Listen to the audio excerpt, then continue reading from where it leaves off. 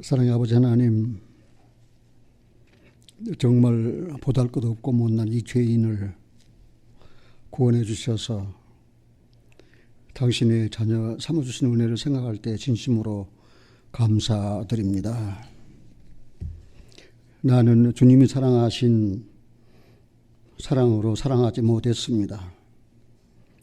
주님이 섬기신 섬김으로 나는 섬기지 못했습니다. 나는 주님이 순종하신 순종으로 살지 못한 죄를 이 시간 아버지 하나님 앞에 고백합니다. 청년이 무엇으로 그 행실을 깨끗게 하리까? 주의 말씀을 따라 삼가할지어다 라고 말씀하신 말씀을 마음에 새기면서도 그렇지 못한 때와 시간들과 순간들을 생각할 때 하나님 아버지 너무나도 부끄럽습니다. 용서하여 주시옵소서. 하나님 아버지 이 시간 내 눈을 밝혀 주셔서 주의 기이한 법을 깨닫게 하여 주시옵소서. 이 시간 주님이 주신 말씀을 통해서 하나님의 거룩한 뜻과 주님께서 어떠한 사랑으로 우리를 사랑하셨는지를 함께 나누고자 합니다.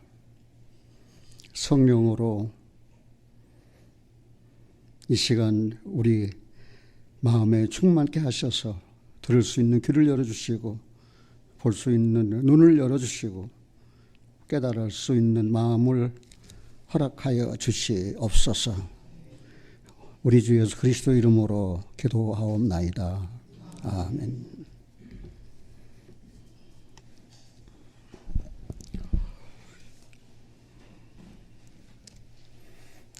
나는 한 주간 하나님 말씀을 전하려고 준비할 때 먼저 말씀을 여기저기 읽으면서 본문을 선택하고 난 다음 그 말씀의 주제가 무엇인가를 생각하면서 내 자신에게 설교하는 습관이 있습니다. 그런데 지난 주간 동안에는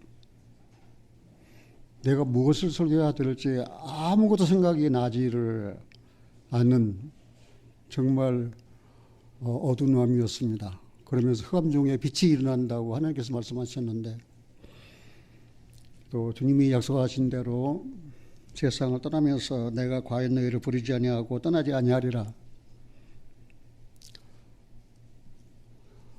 그 말씀이 생각나면서 어젯밤 잠 못 이루는 그런 시간들 가운데에서 아침에 잠깐 잠이 들었는데 생시 같은 그런 내 마음에 그 일이 있었는데 그것은 내가 어떻게 하여야 하나님 주님을 내 마음에 머무르게 할 수 있을까에 대한 걱정이었습니다.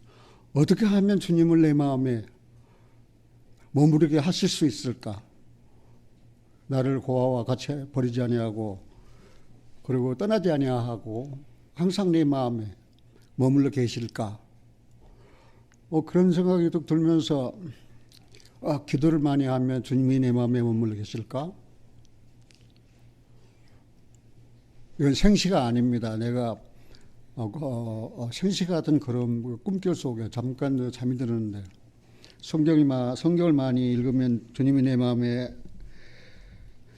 떠나지 아니하시고 머물러 계실까? 아니면 선한 일을 많이 하면 주님이 떠나지 아니하시고 내 마음에 머물러 계실까? 그런데 그것도 아니고 그것도 다 아니에요. 그럼 주님을 내 마음에 머물게 하는 법을 내가 모르겠어요.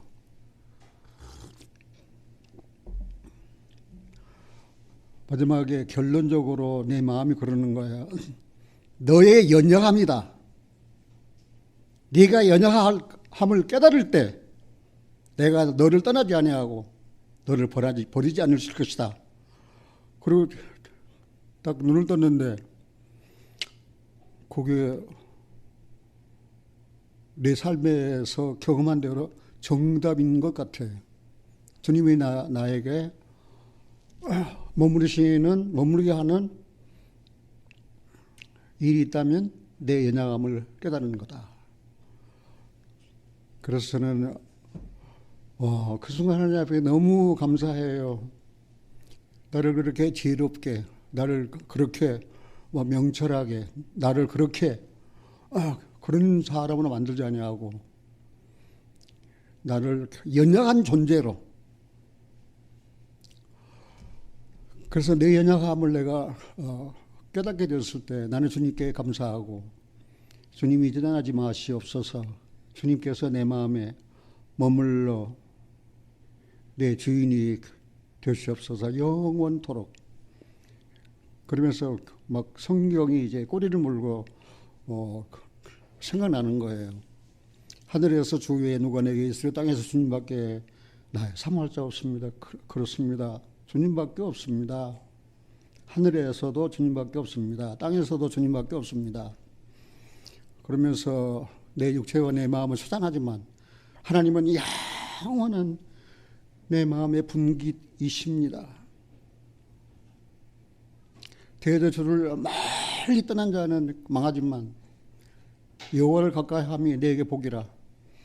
나 같은 죄인, 나 같은 연약하고 보잘것없는 것을 이렇게 가까이 오게 하셔서 주의 말씀 듣게 하시고 깨닫게 하시는 애를 생각하니까 눈물이 나도록 감사하면서, 그동안 오늘 함께 나누고자 하는 말씀이 주마등같이 싹 스쳐 지나가면서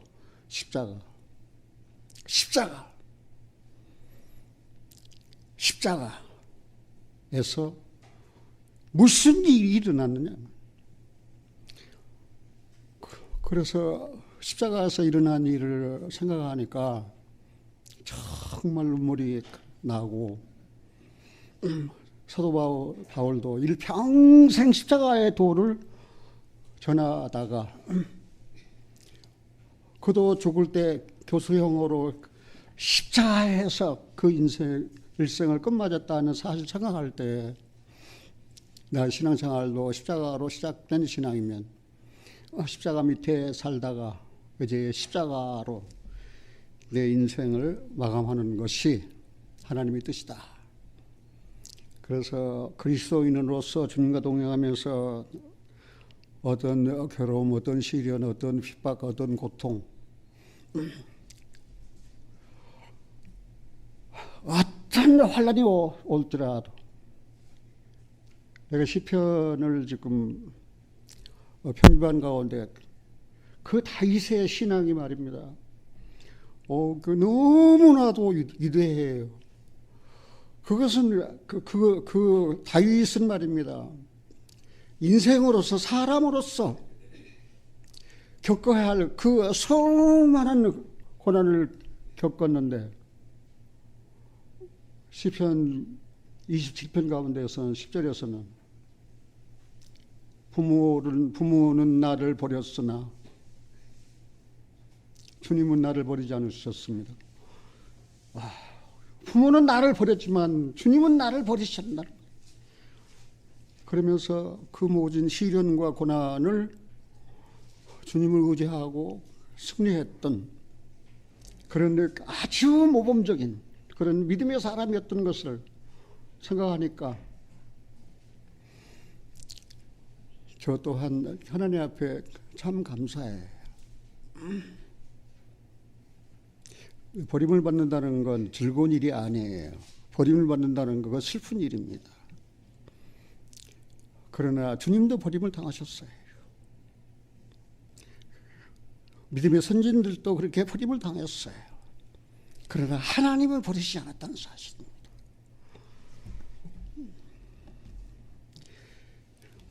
본문 누가복음 23장 44절 다시 한번 읽어보겠습니다.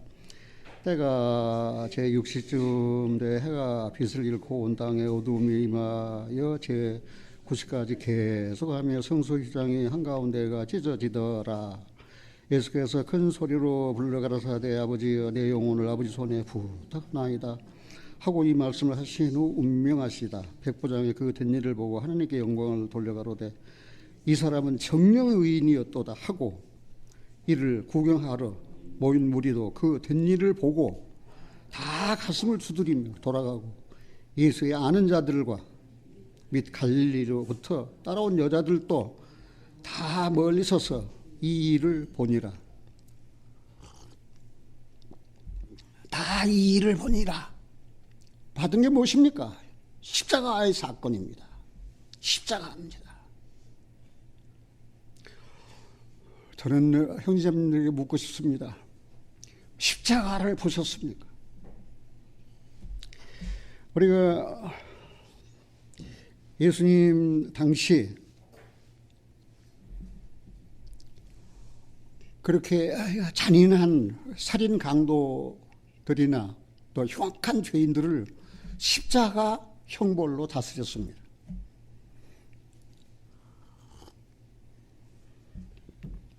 십자가는 기독교의 상징물이 아닙니다.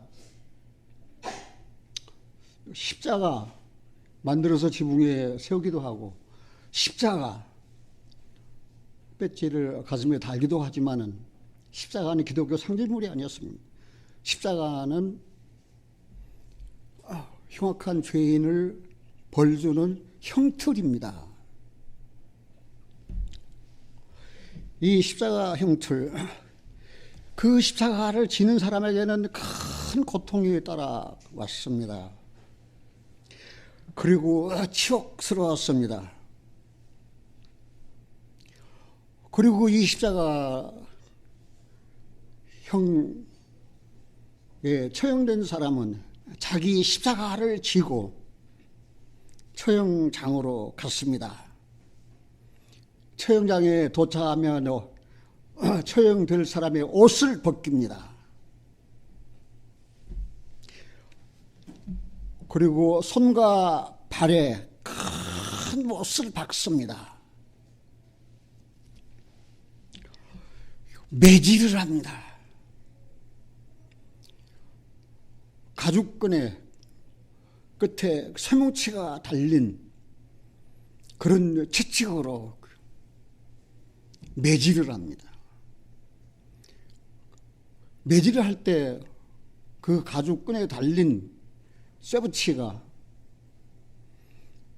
십자가를 진 사람의 몸에 박히기도 하고 그 살을 찢어내기도 합니다. 그리고 이 못박힘을 감당하지 못해서 어떤 사람은 탈진하고 어떤 사람은 질식하고 어떤 사람은 심장 이상이 생기고 어떤 사람은 고열이 나고 어떤 사람은 갈증이 나고 어떤 사람은 허기를 참을 수가 없습니다. 이렇게 잔인한 형벌이 바로 십자가형입니다. 그리고 이거는 공공장소에서 아주 경고형으로 그러니까 잔인한 죄를 지은 사람, 극악무도한 죄를 지은 사람은 이렇게 십자가 형으로 다스린다. 그리고 경고용으로 그 십자가 형태를 사용했습니다. 그런데 우리가 잘 아는 대로 우리 주님은 십자가 형틀에 처형당할 만큼 죄를 지은 일이 없습니다. 그분은 죄가 없습니다. 그분은 무죄입니다. 그분은 죄를 알지도 못하셨습니다. 그런데도 왜 그분은 그런 잔인한 십자가 형을 받으셔야 됐는가? 그런데 그 십자가를 놓고 구약과 신약을 한번 생각해 보면 그 십자가는 구약 성경의 완성입니다.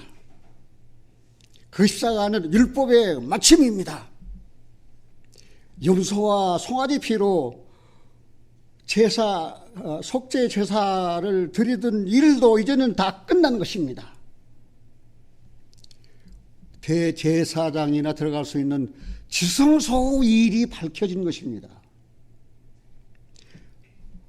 지성소는 아무나도 못 들어갑니다. 제사장도 못 들어갑니다. 대제사장만 들어갑니다. 대제사장도 아무 때나 못 들어갑니다. 1년에 딱 한 번뿐입니다. 도대체 그 지성소에서 무슨 일이 일어났는가? 그 비밀이 다 밝혀졌어요. 뭐를 통해서? 십자가를 통해서 말입니다. 만약에 십자가가 아니었다면 구약은 계속되고 율법을 따라 드렸던 그 짐승의 피로 속죄 제사를 드렸던 일도 계속되어질 거고 지성소의 비밀도 드러나지 않았을 것입니다. 그런데 우리가 성경에서 보면 십자가의 비밀이 십자가 후에 하나님의 영광스러운 비밀이 계시되었다는 사실입니다. 이거는 감춰져 있던 것이에요. 사도 바울이 고린도 교회에 대해서 근심했던 것은 구약을 읽을 때에 이 얼굴을 덮고 있는 수건이 벗어지지 않아요. 수건이 벗어지지 않으니까 그리스도의 영광을 볼 수가 없는 거예요. 그런데 이 십자가로 수건이 벗어졌어요. 하나님의 영광의 비밀이 드러났다는 사실입니다. 그래서 이 십자가가 얼마나 놀라운 사건입니까?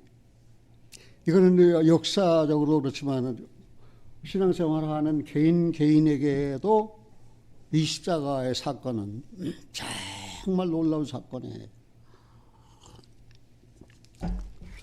거기를 잡으시고 할 수 있으면 날도 덥고 또 여러분 다 아시는 거기 때문에 짧게 하려고 단단히 마음을 먹었는데 그렇게 하나님 되게 해주세요. 에베소 3장입니다.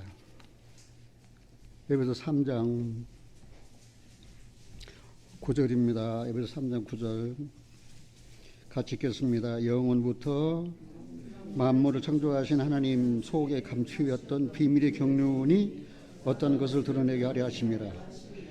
이는 이제 교회로 말미암아 하늘에서 정사와 권세들에게 하나님의 각종 지혜를 알게 하려 하심이니 곧 영원부터 우리 주 예수 그리스도 안에서 예정하신 뜻대로 하신 것이라. 그리스도 주님의 십자가 후에는 영광과 비밀이 계시되었다. 드러내려. 이게 드러내다 말은 말입니다. 히브리 말로는 일깨워 주다. 이는 일깨워 줄 뿐만 아니라 생활까지 그렇게 하게 하다. 그런 말이 있어요. 드러나다. 하나님의 영광의 비밀이 계시돼서 드러났어요. 그래 깨달음을 줄 뿐만 아니라 그렇게 살도록 말입니다. 그리고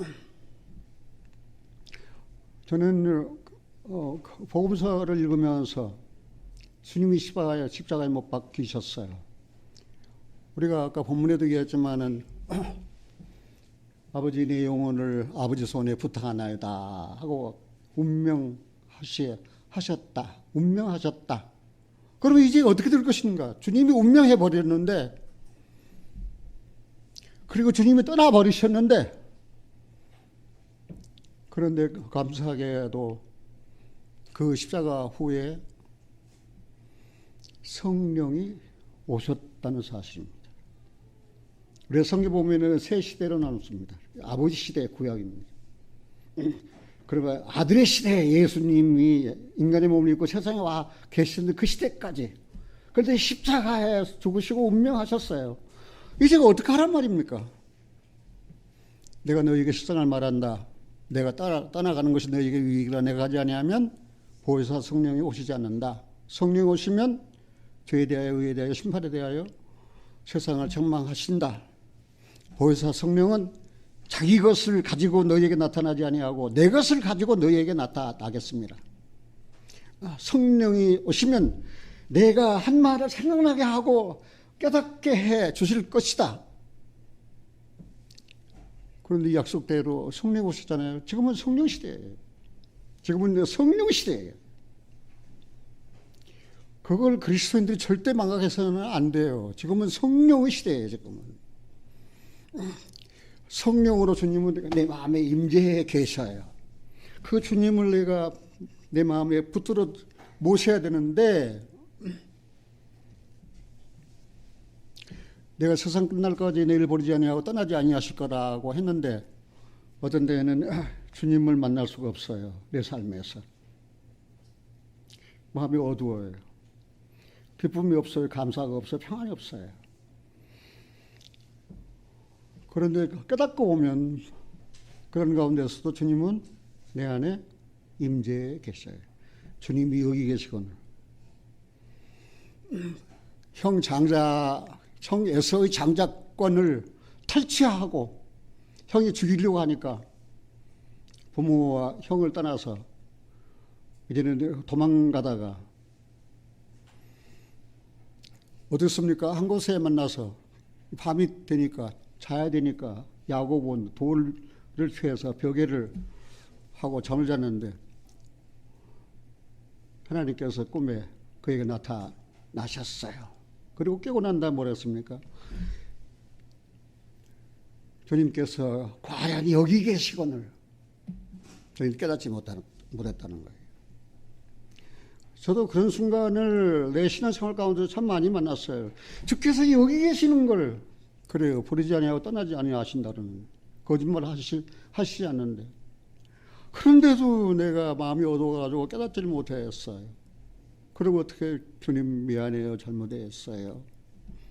주님이 사랑하신 사랑으로 나도 사랑하고 살아야 되는데 그렇게 못 살았어요.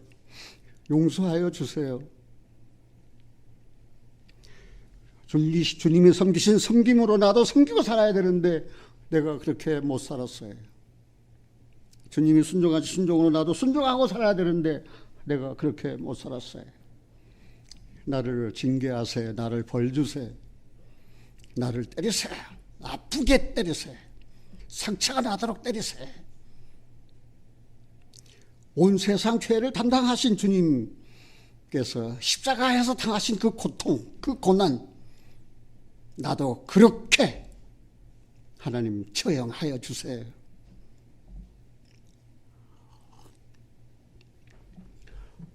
저는 하나님께 그렇게 기도하고 살았어요.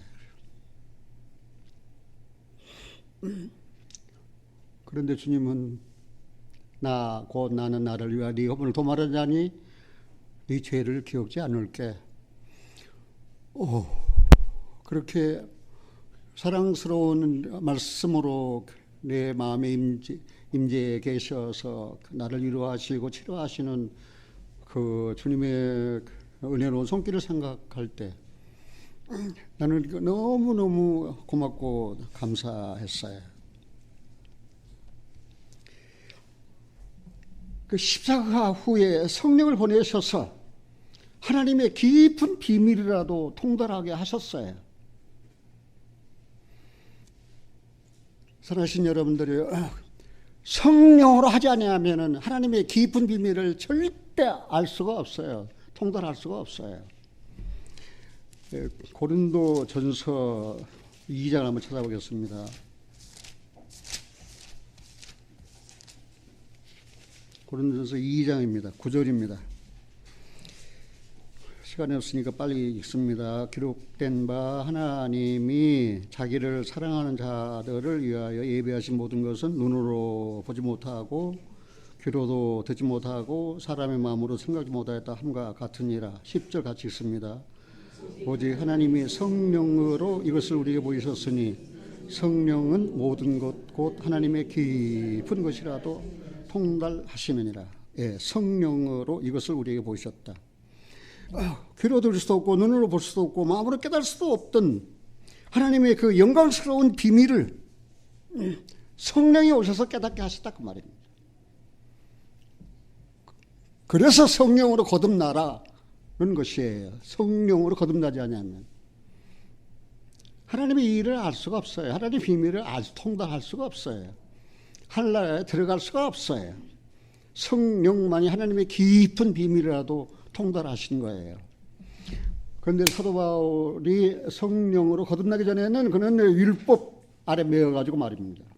교회를 깡그리 이 세상에서 다 소탕해버리고 없애버리고 말입니다. 그리고 예수 믿는 사람들을 잡아서 얼마나 많이 죽였습니까? 얼마나 많이 감옥에 갇혔습니까? 가뒀습니까? 알지 못하고. 왜요? 성령으로 거듭나지 않았기 때문에.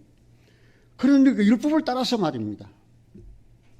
그러다가 성령으로 거듭난 이후에 사도 바울은 십자가의 도를 알았습니다. 이게 사도 바울 생애에 있어서 너무나도 중요하고 그의 삶을 완전히 바꾸어 놓은 것은 바로 이 십자가의 도입니다. 이 십자가의 도는 성령으로만 통달할 수 있는 것입니다. 거기 1장을 한번 찾아보겠습니다. 고린도전서 1장입니다. 18절입니다. 같이 읽습니다. 십자가의 도가 멸망하는 자들의 의미라는 것이 구원은 우리에게는 하나님의 능력이라 기록된 바 내가 죄 있는 자들의 죄를 멸하고 총명자 한 자들 총명을 폐하리라 하였으니 죄 있는 자가 어디 있느뇨 선비가 어디 있느뇨 이 세대의 변사가 어디 있느뇨 하나님께서 이 세상의 죄를 미련케 하신 것이 아니뇨 하나님의 지혜에 있어서는 이 세상이 자기 지혜로 하나님을 알지 못하는 거로 하나님께서 전도에 미련한 것으로 믿는 자들 구원하시기를 기뻐하셨도다. 전도에 미련한 것이 무엇입니까? 바로 이 십자가입니다. 이 십자가 이제는 딱 갈라놨어요. 십자가의 도가 멸망한 자들에게는 미련한 것이에요. 그러나 구원은 우리에게는 하나님의 능력이에요. 그러니까 멸망과 구원으로 딱 갈라놓은 거예요. 십자가의 도가. 예수님께서 세상에 오셔서 아무 일도 하시지 않았다면 우리는 죄 없습니다. 우리는 지옥 안 갑니다. 그러나 예수님께서 세상에 오셔서 아무도 할 수 없는 일을 하셨어요. 그게 바로 십자가입니다. 그래서 믿지 않는 사람들은 믿지 아니함으로 멸망을 받습니다. 믿는 사람들은 그 은혜를 믿음으로 구원을 받습니다. 이제 멸망의 길과 구원의 길이 꽉 드러난 거예요. 뭐를 통해서? 십자가를 통해서 드러나는 거예요.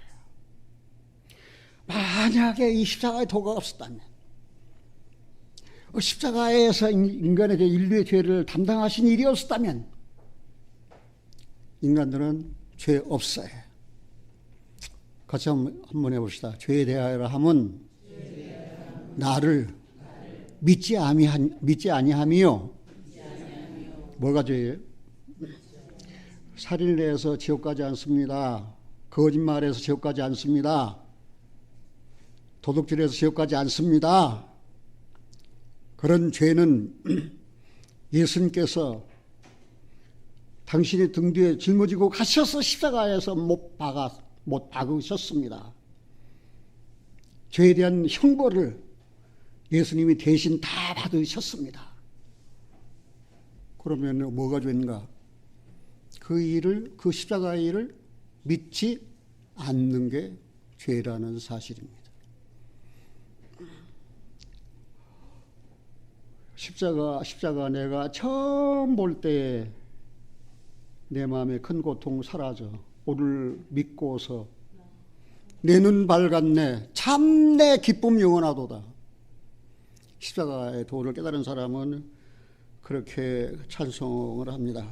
여기 22절을 같이 한번 읽겠습니다.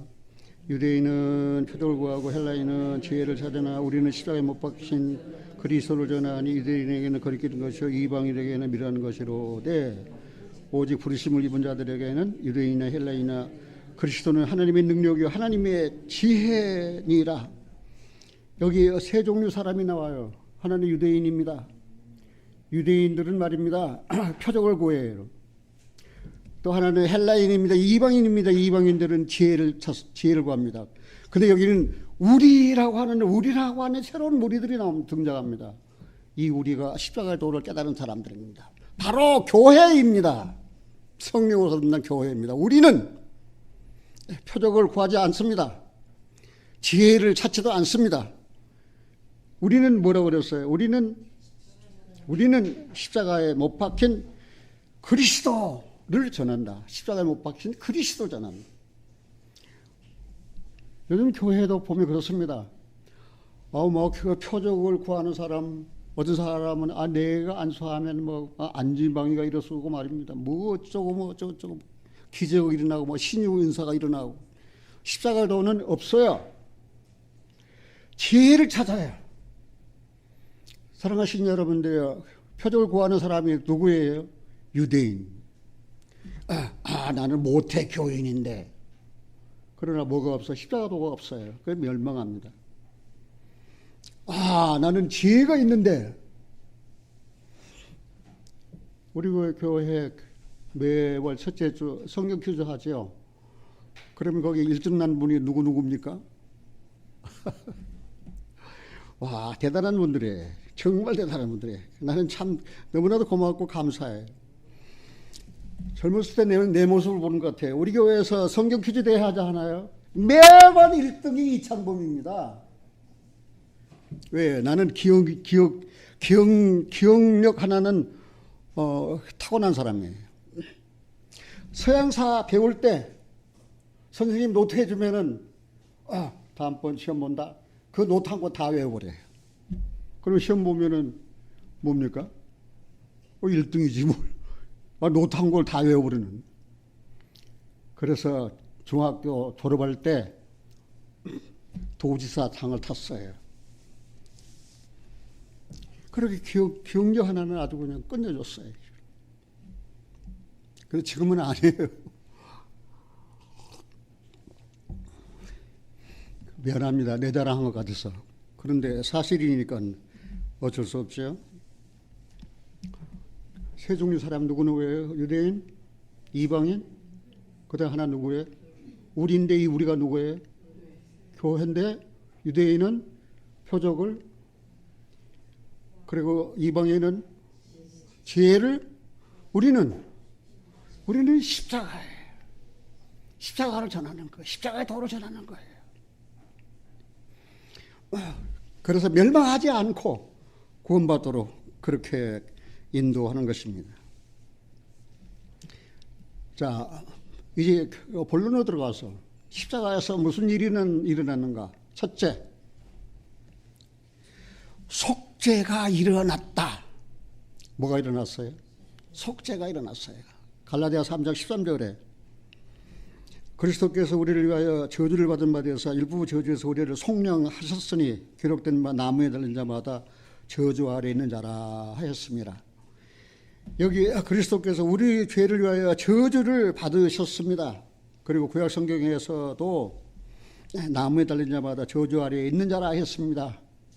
주님께서 우리 죄를 위해서 저주를 받으셨다는 사실입니다. 여기 우리가 물어보면 나는 죄 사함 받았습니다. 죄 사함 받았습니다. 근데 하나 알아야 할 것이 있어요.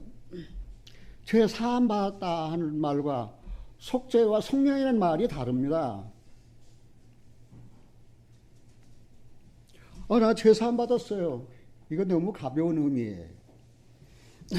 나는 속죄함을 받았어요. 속죄함을 받았다는 말은 다른 말로 하면 속량입니다. 속량. 나는 속량함을 받았다. 그렇게 해야 맞는 거예요. 왜 그렇습니까?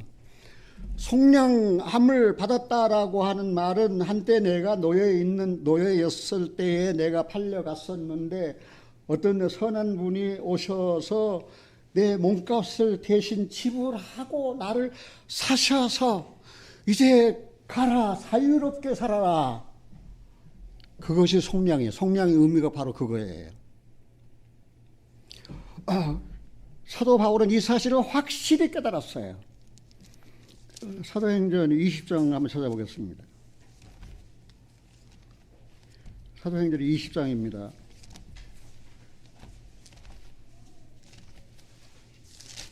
찾으셨습니까? 사도행전 20장 28절입니다. 같이 한번 읽겠습니다. 사도행전 20장 28절. 너희는 자기를 위하여 또는 온 양떼를 위하여 삼가라. 성령이 저들 가운데 너희로 감독자를 삼고 하나님이 자기 피로 사신 교회를 치료하시느니라. 자기 피로 사셨다 그 말입니다. 교회는 이게 속량이에요. 나는 사함 받았습니다. 죄 사함 받았습니다. 거기까지만 깨닫고 있다면 말입니다. 속량의 의미를 피로 값주고 사셨다 그 말입니다. 사셨으면은 이제는 내 것이 아니에요. 나를 사신 분 것이에요. 주님의 것이다 그 말입니다. 저는. 그 다음에 나는 주의 것, 나는 주님의 것이다 라고 생각하지 마시고 여기 피로 사셨다 그 말입니다. 누구를? 나 같은 죄인, 내 영혼을 주님의 피로 값주고 사셨어요. 값을 지불하고 사셨어요. 왜? 죄값은 사망이니까. 죄를 지은 사람은 반드시 죽어야 되는데 내 대신에 주님이 죽으셨어. 거기 죄값을 다 지불하고 치르신 거예요. 피로 값주고 나를 사셨어요. 그게 난 죄사 받았다는 뜻입니까? 아니면 속량해 주셨다는 뜻입니까? 그래도 속량의 의미를 마음에 담고 사신 분들은 나 같은 죄인이 무엇인데 나 같은 것을 그냥 피로 값주고 사셨어. 뭐 하려고? 자기 소유 삼으시려고. 그래 이제 난 죄사함 받았습니다라고 가볍게 말하지 마시고 나는 뭘 받았습니까? 네, 속량함을 받았다. 나는 속죄함을 받았다. 속죄함이나 속량은 거의 같은 내용이에요. 두 번째, 십자가를 통해서 우리는 의롭다 하심을 얻었습니다. 이건 굉장히 중요한 사실입니다. 내 죄를 속량함 받은 것뿐만 아니고 이제 우리가 의롭다 하심을 얻었어요. 예수는 우리 범죄함을 위하여 내어줌이 되고 또한 우리를 의롭다 하심을 위하여 살아나셨느니라. 로마 4장 25절에 여기 우리 의롭다 하심을 위하여 살아나셨어요. 죄가 속량됐을 뿐만 아니라 이제 우리는 예수님만큼 의롭게 되었다고 말입니다. 예수님만큼 의롭게 됐어요. 어떤 집안에 한 아이가 태어났습니다. 그 아이가 태어났을 때 이 녀석이 아빠 닮았는지 엄마 닮았는지 압니까 모릅니까? 그래서 살아가면서 하는 일들 하는 짓을 보니까 점점 자기 아빠가 하는 일을 하는 거예요. 그러면은 저 녀석은 아빠 닮았어. 저놈은 네 아들이야. 뭘 보고 알아요?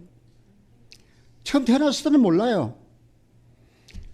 우리는 속죄됐을 뿐만 아니고 예수님만큼 의로워졌다고 말입니다. 얼마만큼 의로워졌어요? 예수님만큼 의롭지 못하면 하늘나라 못 갑니다. 예수님이 부활을 하실 때 우리는 누구만큼? 예수님만큼 의롭게 됐어요. 다른 말로 표현해 볼까요? 그래서 속량함을 받은 그리스도인들은 이 땅에서 작은 예수라는 사실, 작은 예수예요. 당신을 보니까 꼭 예수님을 보는 것 같아. 당신을 보니까 예수님 만나는 것 같아. 그런데 그렇게 삽니까? 못 삽니까? 그렇게 못 살지요. 그러니까 그럴 때 뭐해요? 성령을 깨닫게 하시는 거예요. 속에서 너 그렇게 살아서는 안 된다. 청년이 못으로 그 행실을 깨끗게 하리요. 주의 말씀을 따라 삼가하라 그러는데 내가 삼가하고 살지 못했구나. 내가 육신에 빠져서 세상에 빠져서 정욕에 빠져서 마귀 유혹에 꼬임에 빠져서 내가 성도의 바른 삶 예수다운 예수의 삶을 내가 살지 못하고 사랑하시는 여러분들 성도는 예수님만큼 의로워질 것입니까? 의로워졌습니까? 그러니까 이제 누구처럼 살아야 되는 거예요? 예수님만큼 살아야 되잖아요. 구원 못 받은 사람 보면 그리고 울어야 되잖아요. 상처받은 사람을 보면은 그 아픔에 동참해야 되잖아요. 이거는 굉장히 중요한 내용이에요. 십자가에서 무슨 일이 일어났어요? 속죄가 일어났어요. 그 다음에 의가 일어났어요. 우리가 예수님만큼 의로워졌어요. 세 번째, 새롭고 산 길이 열렸다는 사실입니다. 새롭고 산 길이 이제는 십자가가. 히브리서 10장을 한번 찾아보겠습니다. 히브리서 10장. 설교 12시 반에 딱 끝나게 알람이나 하나 있으면 좋겠는데, 여하튼 제가 명심하고 12시 반에는 설교 끝내려고 할 테니까 지루하게 생각하지 마시고, 설교 길다고 하지 마시고, 그래, 하나님 내 눈을 열어 주의 기이한 법을 깨닫게 해달라고, 십자가를 보게 해달라고. 10장 18절입니다. 18절, 히브리서 10장 18절. 이것을 사서 쓴즉 다시 죄를 위하여 제사 드릴 것이 없느니라. 제사 드릴 것이 있어요, 없어요? 죄를 위한 제사는 예수님이 한 번 십자가 다 드렸어요. 구약을 따라 드리는 제사가 아니에요. 염소나 짐승을 잡아서 그 피로 속죄 제사를 드린 게 아니에요. 그 몸을 제물로 드렸어요, 단번에. 그래서 이제는 뭡니까? 이것을 사신즉 다시 죄를 위하여 제사 드릴 것이 없느니라. 19절 같이 읽습니다. 그러므로 형제들아, 우리가 예수의 피를 힘입어 성소에 들어갈 담력을 얻었나니 그 길은 우리를 위하여 휘장 가운데로 열어놓으신 새롭고 산 길이요 휘장은 곧 저의 육체니라. 그 길은 우리를 위하여 휘장 가운데로 열어놓으신 새롭고 산 길이다. 휘장은 곧 저의 육체다. 휘장은 거의 곧 육체다. 휘장은 성소와 지성소를 갈라놓은 휘장이었습니다. 그래서 제사장은 성소까지만 들어가요. 떡상에 참여하고 등대에 참여하고 향단에까지 참여하지만, 지성소에 들어가려면 이 휘장이 쳐져 있으니까 들어갈 수가 없어요. 제사장들이 말입니다. 그러나 단 한 사람, 대제사장, 예수 그리스도는 우리의 대제사장입니다. 지성소에 들어가셨습니다. 그냥 들어가신 것이 아니에요. 피를 가지고 들어가셨습니다.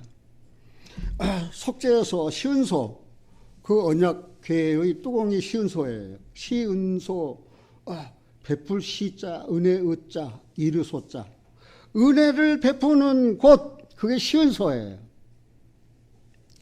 거기에 그 대제사장의 피를 가지고 1년에 한 번 그 시은소, 속죄소 위에 피를 뿌리면 하나님께서 임재해서 보시고 그들의 죄를 사하셨어요.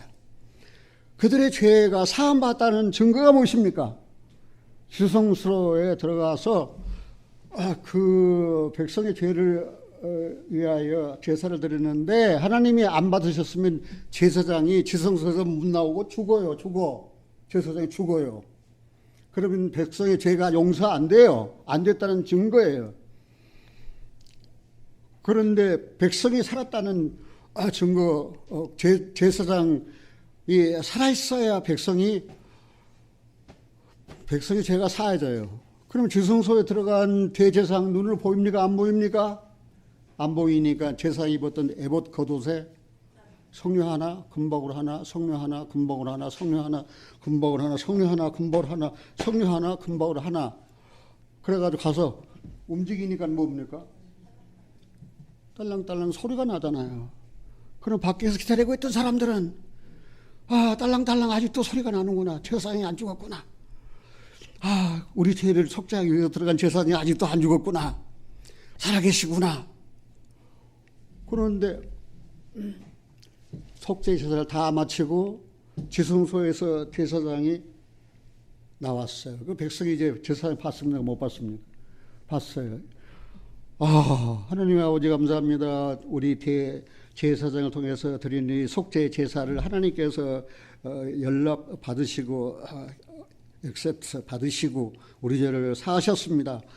감사합니다. 그러고는 다 향리로 자기 고향으로 내려가서 이제는 살았어요.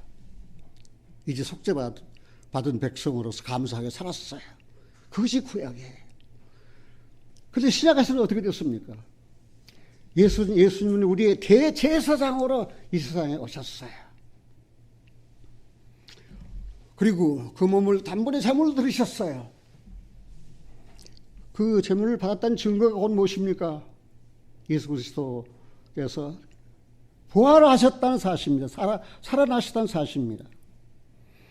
예수님 부활이 없으면 우리는 여전히 죄인입니다. 예수님 부활이 없으면 우리는 구원 없습니다. 그리고 우리의 믿음은 다 헛것입니다. 그리고 예수 믿고 구원받은 사람들은 세상에서 제일 불쌍한 사람이 됩니다. 뭐가 없다면? 부활이 없다면. 그런데 예수님은 부활하셨습니다. 그 예수님이 십자가에 못 박힐 때에 성전 휘장이 찢어지더라. 그러면 지성소와 성소를 가로막고 있는 휘장이 언제 찢어졌어요? 착한 일 많이 할 때 찢어졌습니까? 율법을 지킬 때 찢어졌습니까? 기도 많이 할 때 찢어졌습니까? 예수님 십자가에 못 박히실 때 찢어졌어요. 그 몸. 그 휘장은 곧 뭐를 말한다고 그랬어요? 예수님 육체. 그 육체가 찢어져서 하늘 가는 밝은 길이 열린 거예요. 사랑하신 여러분들이 십자가가 어떻게 생겼습니까? 옆으로 그 하나는 그러니까 이거는 수직이지요. 죄 많은 인간과 하나님과 화목되었다는 뜻이에요. 수평은 무엇이에요? 이제는 이웃도 사랑하게 되었다는 사실입니다. 어떤 이웃까지 원수까지도 사랑하는 사랑의 길이 열렸다는 사실입니다. 이게 십자가입니다. 십자가의 수직은 하나님과 인간이 화목의 길이 열렸습니다. 십자가의 수평은 이웃을 사랑하게 됐어요. 내가 사랑하고 싶어서 사랑하는 거 아니에요. 그렇게 사랑의 길이 열렸어요. 그래서 우리를 사랑하신 그 사랑으로 우리도 사랑을 해야 되는데 그렇게 못할 때 여러분들은 후회해봤습니까? 탄식해봤습니까? 울어봤습니까? 나는 후회도 하고 탄식도 하고 울어도 봤어요. 내가 그 주님 영광스럽 그 주님에게 내가 상처 입히지 않는가. 다윗도 그런 고통을 했어요. 하나님 원수들이 대적들이 나를 비방합니다. 나를 조롱합니다. 나를 비웃습니다. 나를 죽이려고 합니다. 그런데 다윗 당신은 하나님의 사랑을 입은 자 아닙니까? 그런데 왜 그렇게 대적이 많고 죽이려고 하고 핍박받고 그렇습니까? 그래서 다윗이 하나님 내가 받는 능욕, 내가 받는 모욕, 내가 받는 수치, 내가 받은 이 고통을 통해서 다른 사람들이 실망할까 실족할까 두렵습니다. 자기 받은 고통은 생각도 안 해하고 내가 받는 이 모욕으로 다른 사람들이 하나님을 섬기는 사람이 어떻게 저럴 수 있어? 그렇게 하고 실망할까 봐 오히려 걱정했다는 내용을 시편 69편을 정리하면서 시편 70편을 정리하면서 제 마음을 얼마나 울게 만드는지 몰라요. 내가 구원받고 거듭나고 주님을 모신 사람이라고 하면서 작은 예수라고 하면서 예수같이 살지 못하면서 다른 사람들에게 나쁜 영향을 끼친다면은 나는 그게 너무 마음이 아파요.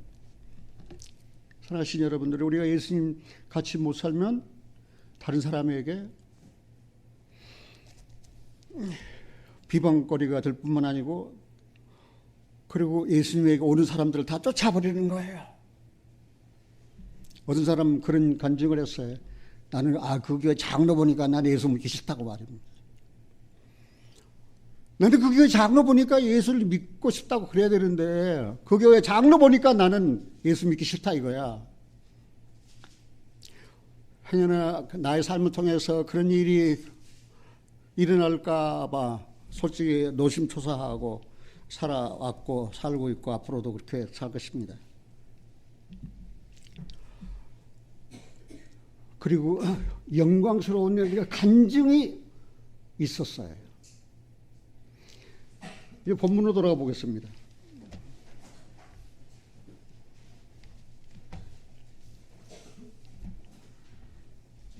(47절) 같이 한번 읽겠습니다. 47절 같이 한번 볼까요? 백부장이 그 된 일을 보고 하나님께 영광을 돌려가로되 이 사람은 정녕 의인이었도다. 딱 단 한 사람, 예수 십자가에서 된 일을 보고 그는 정녕 뭐이라 했습니까? 그는 정녕 의인이었도다. 그는 정녕 의인이었도다. 십자가에 처형될 만한 죄가 없다고 말입니다. 이 간증을 누가 했습니까? 백부장이 했습니다. 단 한 사람입니다. 그러면 여러분들 한번 생각해 봅시다. 여러분들 살면서 백부장처럼 간증합니까? 예수님은 죄가 없으셔요. 예수님은 죄를 알지도 못하신 분이에요. 예수님은 하나님의 독생자예요. 그런데 그 예수님이 말씀이 육신이 되어 우리 가운데 오신 것은 우리 죄를 없이 하시기 위해서 오신 거예요. 그분은 죽은 자 가운데서 부활하셨어요. 그분은 하나님의 아들이에요. 그분은 정녕 의인이었어요. 그분은 정녕 의로운 분이었었어요. 이제 우리는 그분을 믿음으로 말미암아 구원을 받는 거예요. 이런 간증, 백부장 같은 간증, 그 많은 사람, 거기 보니까 예수님 십자가 곁에 모인 사람들 보니까 42절 보니까 두 살인 강도, 예수님 양쪽에 못 박히고 예수님 중간에 못 박히셨습니다. 그 다음에 예수님 십자가 곁에 모인 사람, 이 백부장, 그는 정녕 의인이었도다. 예수님 곁에 모인 사람들, 48절 한번 보겠습니다. 같이 읽겠습니다.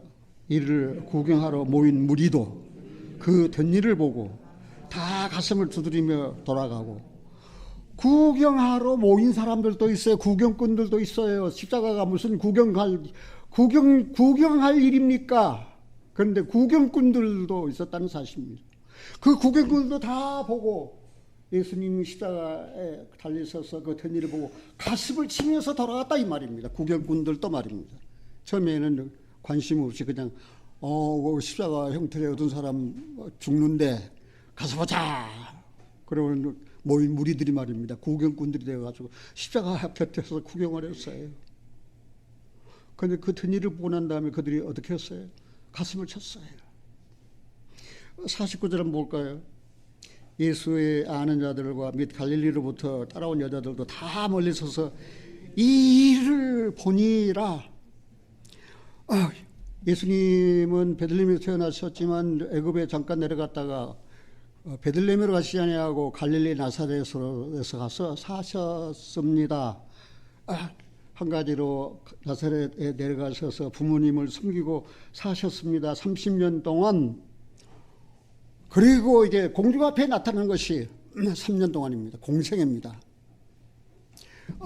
그 30년은 사생애로서 부모를 섬기면서 목소 일도 하고 그렇게 사셨지만 이제 공생애로서 공중 앞에 나타난 예수님 기간이 3년뿐이었습니다. 3년 동안.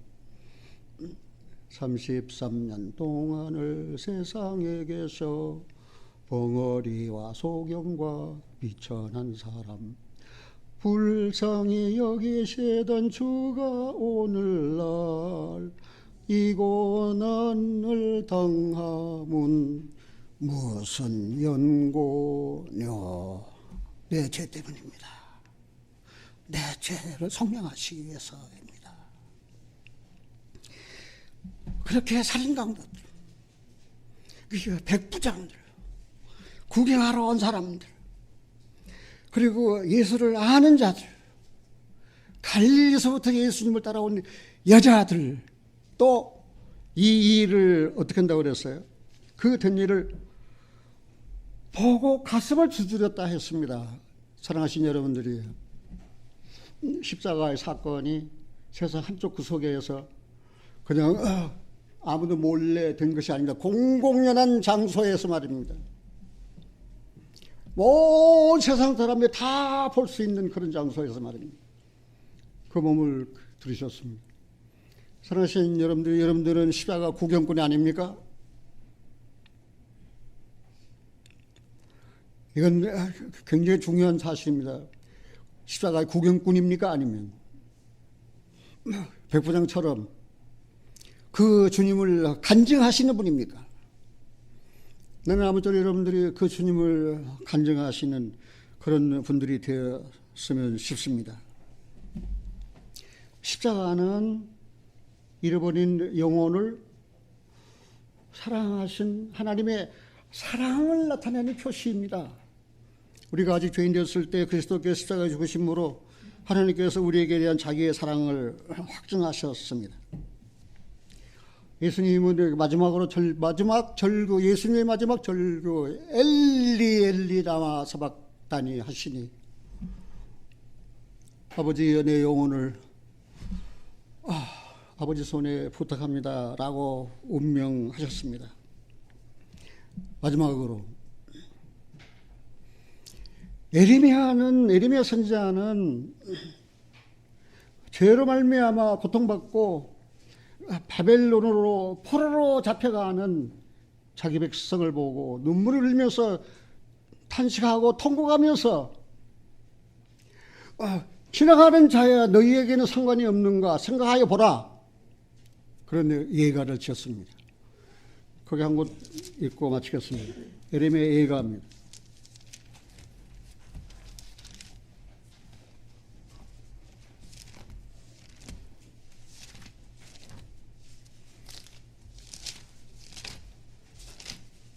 에레미야 예가 1장입니다.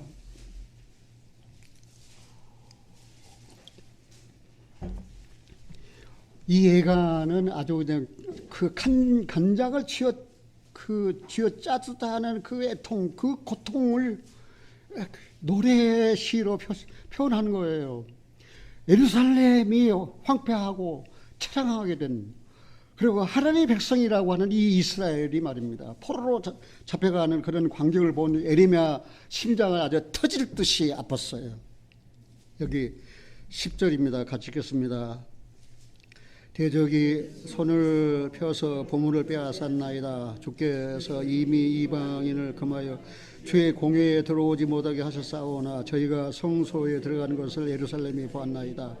그 모든 백성이 생명을 수송시키려고 보물로 식물을 바꾸었더니 지금도 탄식하며 양식을 구하나이다. 나는 비천하오니 여호와여 나를 곤고하옵소서. 12절 무릇 지나가는 자여 너희에게는 관계가 없는가? 내게 임한 근심 같은 근심이 있는가 볼지어다. 여호와께서 진노하신 날에 나를 괴롭게 하신 것이로다. 사랑하신 여러분들이, 모든 인생은 지나간 나그네입니다. 그런데 모든 인생은 십자가가 있는 그 길을 지나가는 나그네입니다. 십자가를 모르는 사람은 어디 있습니까? 십자가를 안 본 사람은 어디 있습니까? 십자가를 지나가는 인생입니다. 그 십자가를 보면서도 하나님의 사랑을 알고 싶지 않은 사람들이 있습니다. 왜요? 십자가를 통해서 나타나신 하나님의 사랑을 알지 못하기 때문에. 사랑하신 여러분들, 우리의 무거운 그 모든 짐은 어디서 떨어졌습니까? 그리스도인들의 모든 무거운 짐은 십자가 아래서 떨어졌습니다. 목사님, 나는 구원받았습니다. 나는 성령 얻어놨습니다. 그런데도 아직도 나는 내 삶의 무거운 짐을 지고 있습니다. 십자가를 쳐다보십시오. 그러면 그 무거운 짐이 툭 떨어집니다. 떨어진 소리를 들을 수도 있습니다. 그 무거운 짐을. 주님께서 그렇게 초대하셨어요. 수고하고 무거운 짐진 자들아 다 내게 오라. 내가 너희를 쉬게 하리라고 했습니다. 사도 바울은 십자가는 세상에 나를 대하여 못 박힌 곳이다. 십자가는 내가 세상을 대하여 못 박힌 곳이다. 우리는 이렇게 기도해야 합니다. 사랑의 아버지 하나님, 우리 마음의 깊은 곳에서 주님의 십자가의 사랑에 감사하게 하옵소서. 그런 기도가 성도의 삶에서 있기를 바라면서 오늘 말씀을 마치겠습니다. 기도하겠습니다. 하나님 아버지, 십자가 당신 그 사랑이 아니었다면 우리가 어떻게 하나님을 아버지라고 부르며 하나님께 나아가 나의 아버지라고 할 수가 있겠습니까? 십자가 그 사랑, 성령으로 말미암아 우리 마음에 부어진 하나님의 주님의 그 십자가의 그 사랑, 오 하나님, 간절한 마음으로 기도합니다. 세상에 많은 사람들 십자가 곁을 지나가고 있으면서도 십자가에서 되어진 일을 알지 못하고 깨닫지 못하고 멸망해 가는 이뤄진 영혼들 버리지 마시고 하나님께서 찾아주시옵소서.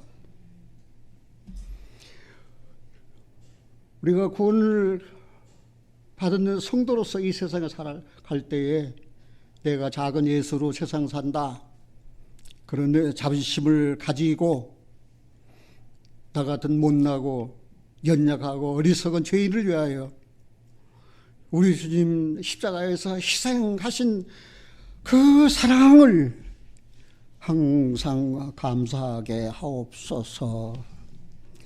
우리 주 예수 그리스도 이름으로 기도하옵나이다. 아멘.